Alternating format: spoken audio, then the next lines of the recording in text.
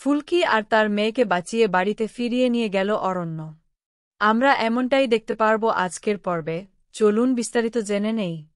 শুরুতে দেখা যায় ডাক্তার অরণ্যকে বলে বাড়ির কাউকে আসতে বলুন, কারণ কাঞ্চন লাগবে তো। তখন অরণ্য বলে, আপনি জানেন না ম্যাডাম আমাদের বাড়ির কি অবস্থা। ডাক্তার বলে, আমি কিছু শুনতে চাই না। বাড়ির লোকেদের এক্ষুনি এখানে আনুন। এই বলে ডাক্তার চলে যায়। অরণ্য কি করবে বুঝতে পারছে না, তমালকে ফোন করে। তমাল ফোন ধরতেই জিজ্ঞেস করে, ওদিকে কি অবস্থা। তখন তমাল কাঁদতে কাঁদতে বলে, বৌদি আর নেই। বোম্বটা ফুলকির জন্যই রাখা ছিল। ফুলকির কি অবস্থা।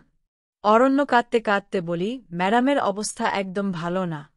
আমি অনেক কষ্ট করে ম্যাডামকে হাসপাতালে একটা নিয়েছি তো। ডাক্তার বলে, ম্যাডাম আর ম্যাডামের বেবির অবস্থা খুব খারাপ। ডাক্তার বলছে কাউকে আসতে বলুন। তমাল বলে, ঠিক আছে আমি এখনই যাচ্ছি। ফোন রেখেই লোকেশন পাঠিয়ে দেয়। কিছুক্ষণের মধ্যে ওরা পৌঁছে যায়। ধানু তখন জিজ্ঞেস করে, ডাক্তার কি বলছেন, কি করে হলো এই অবস্থা। তখন সিস্টারকে দেখে বলে, ডাক্তার বলুন ফুলকি ম্যাডামের বাড়ির লোক এসেছে। অরণ্য প্রধানকে জানায়, আমি অনেক কষ্ট করে ম্যাডামকে গুন্ডাদের হাত থেকে বাঁচিয়েছি। তখন কাঁদতে কাঁদতে বলে, এই গুন্ডাগুলো কারা আমি জানি না। ধানু বলে, কারা এখন ফুলকিকে মারতে চাইছে। রুদ্রদা তো সংশোধনাগারে আছে, তাকে বলবো এখন খোঁজ নিতে। কিন্তু অংশুদা এখন সেই অবস্থাতেই আছে। এতদিন পর বাড়িতে একটা সুন্দর পরিস্থিতি তৈরি হয়েছিল। আমি সত্যি আর সহ্য করতে পারছি না। আমি তখন কনসেন্ট পেপারে সাইন করে নিয়ে চলে এসেছি। ডাক্তার তখনই বাইরে। আদিত্য ডাক্তারের কাছে গিয়ে বলে, আমি ফুলকির দাদা। আচ্ছা ফুলকি আর বেবি এখন কেমন আছে। ডাক্তার বলে, অবস্থা ভালো নয়। আমার মনে হয় বেবি আর মা দুজনকেই বাঁচানো সম্ভব নয়। ধানু তো শুনেই অবাক হয়ে চিৎকার করে ওঠে, কি বললেন। অন্যদিকে ডাক্তার সামনে হাত জোর করে বলে, ডাক্তার প্লিজ এমন কথা বলবেন না। ফুলকি বাদ, আমার বেবিকে আপনাকে বাঁচাতেই হবে। আপনি চাইলে সব কিছু করতে পারেন। ডাক্তার বলে, আমি তো আপ্রাণ চেষ্টা করব, বাকিটা ঈশ্বরের হাতে। এই বলে উনি চলে যান। অরণ্য কথা শুনেই ওখান থেকে বেরিয়ে মা কালীর মন্দিরে চলে যায়। তাকে ফুলকি সবথেকে বেশি ভরসা করে। মন্দিরে গিয়ে বলে, মা আজ আমার তোমার সঙ্গে কিছু কথা আছে। এতদিন আমি ঠাকুর দেবতায় কোনোদিন বেশি ভক্তি দেখাইনি। আমি খারাপ ছিলাম, আমি মানছি সেটা। কিন্তু যে মানুষটা আজ অবধি তোমার নাম ছাড়া একটা কাজ করেনি, আজ সেই মানুষটাই তার জীবনের সবথেকে কঠিন লড়াইটা লড়ছে। আজ ফুলকি ম্যাডামের সন্তানকেও লড়াই করতে হচ্ছে পৃথিবীতে আসার জন্য। সেটা কেন মা। মা গো তুমি অপরাধ নিও না। ফুলকি ম্যাডাম সব সময় তোমাকে পাশে রেখে সব কাজ করেছে। আর সেই মানুষটাই আজ জীবনের সবচেয়ে কঠিন লড়াইয়ে পড়েছে, মাতৃত্বের লড়াই। মাতৃত্ব যে একটা সহজ নয় তুমি তো সব জানো মা। তাহলে তুমি একটু সাহায্য করো না। মা ফুলকি ম্যাডামকে তুমি একটা ব্যবস্থা করো। এই বলে অরণ্য নিজের হাতে আগুন জ্বেলে মায়ের সামনে আরতি করে। এদিকে ফুলকির অপারেশন শুরু হয়। অরণ্যর আরতি শেষ হতেই মায়ের সামনেই দাঁড়িয়ে প্রণাম করে।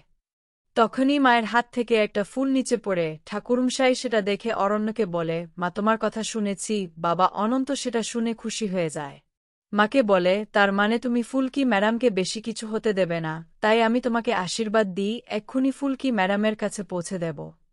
অপরদিকে ধানু খুব চিন্তিত। ধানু বলে, চিন্তা করো না ধানসিঁড়ি, দেখুন যা হবে সব ভালোই হবে। ফুলকি তো কখনো হারেনি, সবসময় লড়াই করে এসেছে, এই লড়াই তো জিতবে, তুমি দেখো। অরণ্যরা তখন হাসপাতালে চলে আসে, পিয়াল থাকে, তারা বলে মা কালী ফুলকি ম্যাডামকে আশীর্বাদ করেছেন, এই ফুলটা এক্ষুনি ফুলকি ম্যাডামের মাথায় ছোঁয়াতে হবে। তখনই এমার্জেন্সি রুম থেকে বেবির আওয়াজ শুনতে পাওয়া যায়। ডক্টর তখনই ফুলকি ও বেবিকে নিয়ে বাইরে আসে। সবাই ডক্টরকে জিজ্ঞেস করে, এখন কেমন আছে। ডক্টর বলে, উনি এখনও লড়ছে, আমি উনাকে আইসিইউতে শিফট করছি।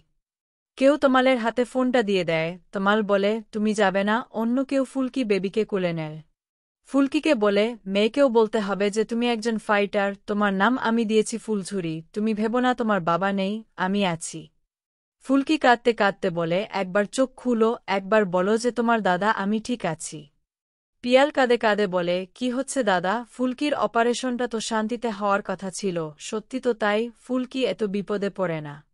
ভাগ্যিস অরণ্য সময় করে এসে উপস্থিত হয়েছে। ওকে বলা হলো, তুমি এখনও অনেক কঠিন যুদ্ধে জিতেছ, তুমি এভাবে হেরে যেতে পারো না।